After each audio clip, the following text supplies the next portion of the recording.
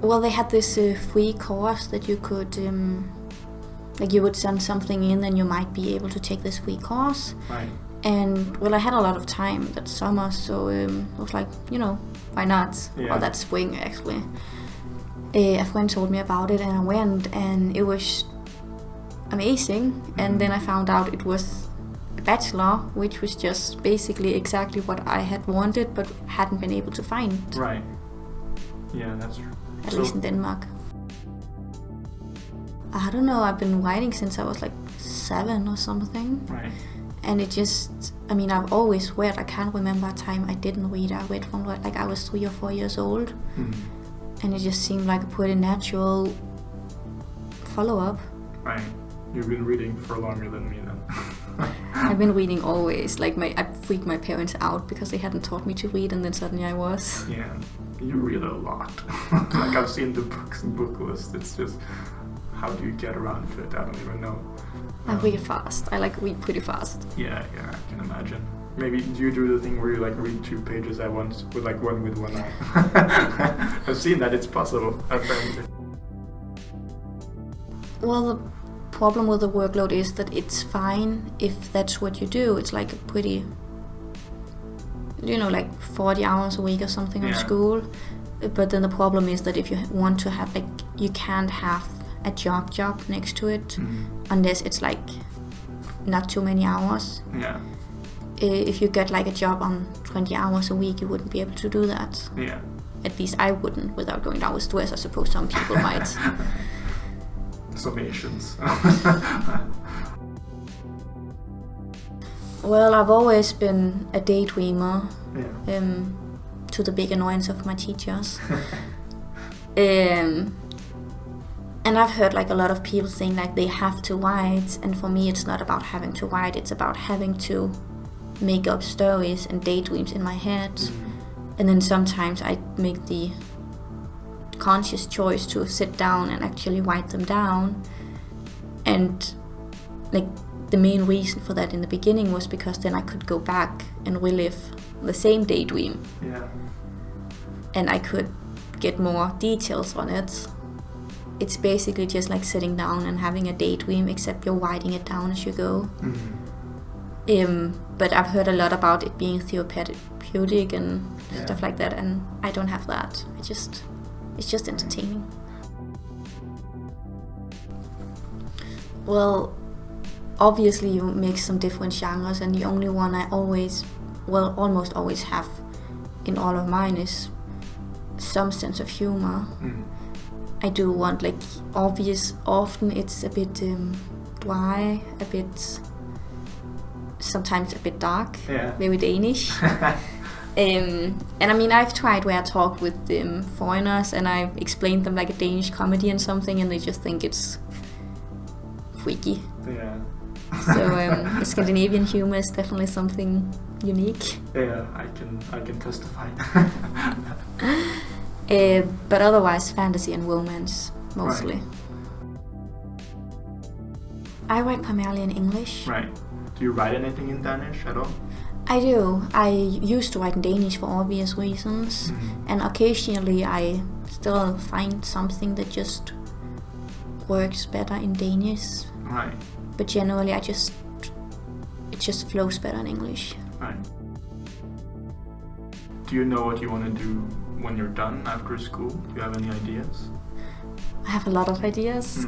I had to have too many ideas. But I want to try to get my book published, which I have hopefully finished by the time we finish school. Yeah. And then I will have to apply for a job because I won't have any money. I considered I might want to go to Africa, teach English over the summer. They have this school in Gambia. And then after that I want to get a job within literature. I have not a longer novel. I've submitted a few short stories, which reminds me that one of them just got back and I have to submit it to another one. Well, I do feel that it's a lot more mature than it was in high school and middle school. In high school and middle school you still have these kind of groups, and you find your own groups of people, and you just stay in this group. Yeah. While here, we actually sometimes do something, not only the entire class, but the entire school. Go out for brunch or go out for bowling, and it's cool. Yeah. Well, not screenwriting and journalism, but business. The business side of it definitely has. Right. Like if I don't publish my own work, I can see myself publishing other people's work and doing the PR and all of that stuff, which I always thought was like the boring side of being an author, but I actually quite enjoy it. Right, you're really good at it as well. So thank you. You're welcome. You're kicking my ass anyway. Well, obviously, obviously they're awful. Like, yeah. No, they're pretty great. It's you can kind of feel that they want this. They still burn for their job. Yeah. Because in high school and middle school, like you have some teachers who are just really, really great, but you also have some teachers where you can just feel they've been doing this for too long, and now they kind of lost the spark. Yeah. I don't think there's a single author out there who doesn't draw inspiration from the people around them to a big or lesser degree. I am against actually taking people and putting them in the book if you don't have the expressed permission. Right. Because obviously if I found out that one of my friends wrote a book and I was in it, I would be pretty pissed off that she hadn't, or he or she hadn't asked me, and I would have wanted a chance to actually read it through. Right. Because there might be something personal in it without them realizing it. Yeah, that's true. I've done a little. It's not my personal preference. Yeah. I've done some. I kind of like that. I like the idea of you can sit down and you can write it, and maybe it'll take 10 minutes, maybe it'll take half an hour, but it's done pretty quickly, unlike a novel. That's true. Yeah, you did some really good. I really loved the one that you did about all the alcohols and stuff like that. Of course you did. I have tried it. If I ever write a movie script, I would be doing it with someone else, because I love writing the dialogue and I have problems with the actual visualizing of the scene, because I don't have a lot of experience with actually making movie, actually being behind the camera. Right. So if I ever did write a movie script, it would be in collaboration, I think it's called. Yeah. With someone else. Yeah. It's very different, isn't it? But you're very good with dialogue, so I think you would do good with that. You're welcome. I did when I was like a child, and then I discovered what tone deaf meant. And that I definitely had it, or was it? And I realized that was pretty difficult then. I actually have tried where someone has asked me to if they could send me some notes and I could write the song for it. Yeah. And I've been forced to turn them down because I can't music. Like I can do the text just fine, but yeah. It's definitely mostly about having an entertaining story. Right.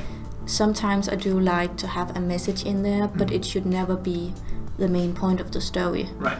The main point should always be to entertain my reader, and if they put it away and they felt entertained, they haven't learned anything new or have like any profound change of attitudes, but they've been entertained for those 6 hours and they've felt entertained enough to be glad that they spent those money on the book. I would say that was my main ambition. Right. Like if they want to spend their Sunday afternoon using my book to forget that Monday is just around the corner, that would be pretty awesome. Yeah, that's true. I had to break up, so I'll take up one of Maria's books. Maria, help me. Well, I've been doing that a lot. Like if something bad happens in your life and you just And you use like a good entertaining book or a TV show to just like, okay, I don't want to deal with it right now. Yeah. I'll take like an hour and then I'll deal with it afterwards. Yeah. I think it would. The education would be incomplete without them. Yeah.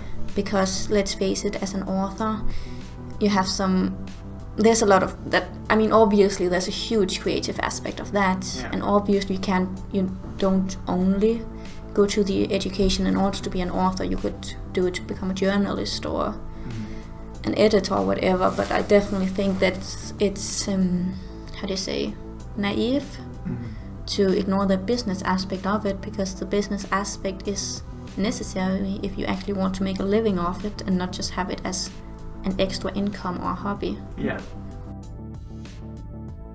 Well, actually, in the Danish fantasy market, it's a bit different because I write in English, so it's not going to be my market. But if I wrote in Danish, like for example Amelia do, you are not only going to sell for the Danish market, you're going to sell for the Norwegian and Swedish, because they are most often, like if you go down to the Danish library and go to the fantasy, like any Danish library, and go to the fantasy department and look up the original titles, most of the books are going to be either originally Danish, Swedish or Norwegian, sometimes Finnish, and obviously sometimes English. Yeah. But we in Scandinavia are pretty good at translating each other's work. Yeah. I mean, we have pretty similar written languages, I suppose. So it's sort of like a Scandinavian market, I guess. Which makes it a lot bigger than if it had just been a Danish market. That's true, yeah. I mean, Sweden alone is pretty much the same population as Norway and Denmark put together, so... Yes. So I guess it wouldn't take much, though. No. Well, I'm glad I'm not the one who has to do it. Yeah. And I like that in practicum, where it's the least academic of the subjects, is one where our voice gets out the most clearly, where it's either pass or fail. Like I ask you to write a golden age science fiction. If you did, you pass, and if you didn't, you fail. And if you pass everything, you get an A or 12 in the Danish scale. And the less you pass, the lesser your grade is going to be. And I like that system because it's less subjective. Yeah. Either The Hollow Kingdom by Clara B. Dunkel, like a children's, young adult romance fantasy, or The 100-Year-Old Man Who Climbed Out the Window and Disappeared, which speaks more to the humor part of me. I hope so. It's kind of the humor I definitely want to write. Yeah. I've read some of his, a lot of his work, and he always have the dry humor in. And even though I definitely think The 100-Year-Old Man is his best work, I was actually pretty disappointed when I read one of his other, even though it was a really, really good book. Yeah. It just wasn't as amazing as the other one. Yeah. So that's sort of like the book that got you into his books, I suppose. Yes, definitely. I had a very dark childhood, mom, dad, 3 kids, a dog. It was just horrible. Yes, I mean, my mom stayed at home a lot, and then we went out in the snow and we played. How do you say when you slide down the hill? And we would go home, and she would have hot chocolate ready for it. It was just awful. Sounds completely horrible. It was traumatic and dark. No wonder you're a writer. Yeah, I've heard a lot of writers have traumatic backgrounds. Yeah. That's definitely not the case with me, which I am pretty thankful for. I don't think it's needed in order to write. Oh. That's just a silly superstition or whatever you want to call it. That's true. So there's no deep dark secrets or anything. It's just... Well, I didn't say that. No alcoholism. Well, I mean, you can still be an alcoholic even if you don't have a dark past. So I mean... That's true. Maybe you're just like alcohol. Yeah, you need to be open-minded, Maria. No, I'm afraid I am too cheap and too poor to be an alcoholic. Yeah. Fair enough. Well, thank you for having your talk with me and sharing your deep dark secrets. And also, where can we find you on the interwebs? I have my own website, Maria Sjöstrand. Right. And you also have a Facebook page, right? Yeah, which is the same Maria Sjöstrand with an O, because I kind of realized I can't use my with umlaut. Yeah. With umlaut. You have weird Ös, you know, like Ös with like dots instead of the line. It's horrible. Yes, it's like it's almost Norwegian, so horrible it is.